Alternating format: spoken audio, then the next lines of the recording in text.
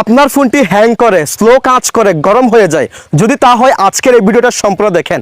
আজকে আমি আপনাদেরকে যে সেটিংসগুলো দেখাবো, যদি আপনার ফোনের সেই সেটিংসগুলো আপনি ঠিকঠাকভাবে করে রাখতে পারেন, আমি 100% গ্যারান্টি সহকারে বলতে পারি আপনার ফোনটি আর কখনো হ্যাং করবে না, স্লো কাজ করবে না, গরম হবে না, স্মুথলি কাজ করবে।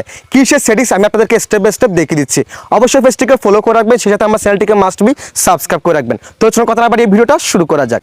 শুরুতে আপনারা চলে যাবেন আপনাদের ফোনের সেটিংসে। আপনাদের ফোনের সেটিংসে যাওয়ার পর একটু স্ক্রল করবেন। স্ক্রল করার পর এখানে আপনারা স্টোরেজ নামে একটি অপশন দেখতে পারবেন। দেন আপনারা কি করবেন, স্টোরেজ অপশনে ক্লিক করবেন।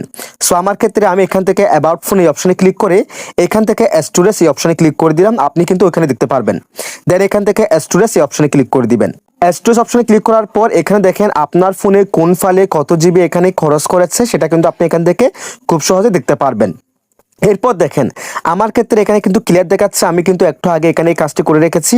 আর এটার মানে হচ্ছে আমরা যখন আমাদের ফোনে কোনো প্রোগ্রাম রান করি, সেক্ষেত্রে আমাদের ফোনের সুবিধার্থে আমাদের ফোনে কিন্তু অটোমেটিক্যালি একটি ফাইলস ক্রিয়েট হয়ে যায়, যার কারণে আমরা যখন আমাদের কাজটি সেরে ফেলি ওই ফাইলসটি কিন্তু আমাদের ফোনে থেকে যায়। এবং সেক্ষেত্রে কি হয়, আমাদের ফোনে অনেক সময় কোনো ভিডিওস কোনো অ্যাপস না থাকলে কিন্তু আমাদের ফোনের স্টোরেজ ফুল দেখায়। সো এটা কিন্তু এটা সমস্যা। সো সেক্ষেত্রে আপনি যে কাজটি করবেন, এখান থেকে ক্লিয়ার 2 GB 3 GB 5 GB তারপর 500 MB 600 MB যা দেখায়, আপনারা এখান থেকে ক্লিয়ার ওই অপশনে ক্লিক করে ওটাকে ক্লিন করে নেবেন। ক্লিন করে নেওয়ার পর আপনার ফোনের যে স্টোরেজটা এগুলো দখল করেছিল সেগুলো খালি হয়ে যাবে এবং এরপর থেকে আপনার ফোনটি স্মুথলি ভাবে কাজ করবে। আগে কিন্তু এই এমবিগুলো থাকার কারণে, এই জিবিগুলো থাকার কারণে আমাদের ফোনের যে স্টোরেজ সেটার উপর একটা এক্সট্রা একটা প্রেশার পড়েছিল, যার কারণে আমাদের ফোনটি হ্যাং করতো, স্লো কাজ করতো, গরম হয়ে যেত।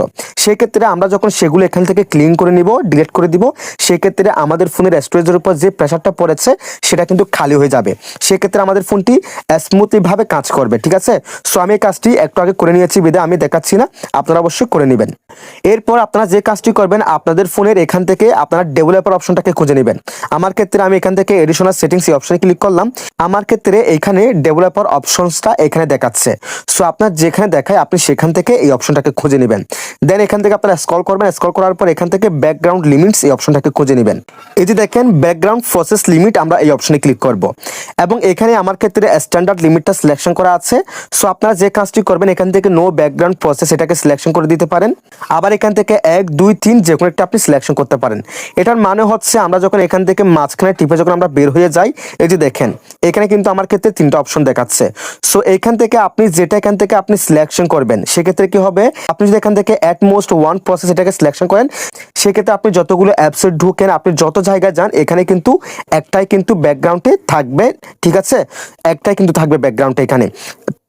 আর তাছাড়া আপনি যদি এখান থেকে নো ব্যাকগ্রাউন্ড প্রসেস এটাকে সিলেকশন করে দেন, সেক্ষেত্রে এখানে কিন্তু আপনি কোনোটা দেখতে পারবেন না, অর্থাৎ একটাও কিন্তু এই জায়গায় থাকবে না। আর এখান থেকে 2 3 যে কোনো একটা সিলেকশন করলে এখানে কিন্তু 2টা কিংবা 3টা এখানে ব্যাকগ্রাউন্ডে আপনার লিমিটসে এই যে এই পপআপটা থাকবে।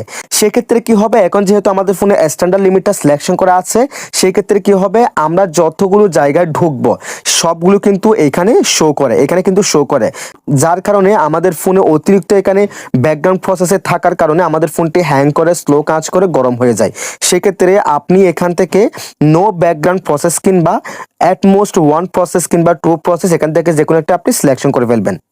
এরপর আপনি যে কাজটি করবেন, আপনার ফোনের গুগল প্লে স্টোর যে অ্যাপসটা আছে এটাকে ওপেন করবেন। এটাকে ওপেন করার পর আপনি এখান থেকে আপনার জিমেলে যে লোগোটা আছে এটার উপর ক্লিক করে দিবেন। এটার উপর ক্লিক করে দেওয়ার পর আপনি যে কাজটি করবেন, এখান থেকে ম্যানেজ অ্যাপস অ্যান্ড ডিভাইস এই অপশনে ক্লিক করে দিবেন। এরপর এখান থেকে ম্যানেজে ক্লিক করে দিবেন। দেন এখান থেকে এই অপশনে ক্লিক করে দিবেন। এরপর একদম নিচে দেখেন নট ইনস্টল এই অপশনে ক্লিক করে দিবেন। এখানে দেখেন আপনি আপনার ফোনটা আপনি নিয়েছেন পর্যন্ত আপনি যতগুলো অ্যাপস আপনার ফোনে গুগল প্লে স্টোর থেকে ইনস্টল করে আপনি আবার আনইনস্টল করে দিয়েছেন, সেগুলো কিন্তু এখানে জমা হয়ে যাবে। আপনি মনে করেছেন আপনার ফোন থেকে আপনি টিপে ধরে আনইনস্টল করে দিয়েছেন, আপনি মনে করেছেন আপনার ফোন থেকে সেই অ্যাপসটি আনইনস্টল হয়ে গেছে, একদম সারা জীবনের জন্য ডিলিট হয়ে গেছে কিংবা রিমুভ হয়ে গেছে, কিন্তু না, বাস্তবে সেগুলো কিন্তু এখানে এসে জমা হয়। যার কারণে এগুলো আপনার ফোনে যে স্টোরেজটা আছে, যে সেট মেমোরিটা আছে সেটা কিন্তু দখল করে রাখে, যার কারণে আপনার ফোনটি হ্যাং করে, স্লো কাজ করে, গরম হয়ে যায়। সো সেক্ষেত্রে আপনি যে কাজটি করবেন, এখান থেকে সবগুলোকে এভাবে মার্ক করে এখান থেকে ডিলিট অপশনে ক্লিক করে এখান থেকে রিমুভে ক্লিক করে দিবেন এবং সেগুলো এখান থেকে একদম পার্মানেন্টলি ভাবে ডিলিট হয়ে যাবে। সেক্ষেত্রে কি হবে, আপনার ফোনে যে স্টোরেজটা দখল করেছিল এসব অ্যাপস, আপনার ফোনের স্টোরেজটা খালি হয়ে যাবে এবং আপনার ফোনটি এরপর থেকে স্মুথলি ভাবে কাজ করবে। সো মূলত আমি আপনাদেরকে যে কাজগুলো দেখিয়েছি এগুলো আপনি ঠিকঠাকভাবে করে রাখলে আপনার ফোনটি একদম স্মুথলি ভাবে কাজ করবে, কোনো রকম হ্যাং করবে না, স্লো কাজ করবে না। যদি ভিডিওটি ভালো লাগে অবশ্যই লাইক কমেন্ট শেয়ার করে দিবেন, চ্যানেলটিকে সাবস্ক্রাইব করে রাখবেন, পেজটিকে ফলো করে দিবেন।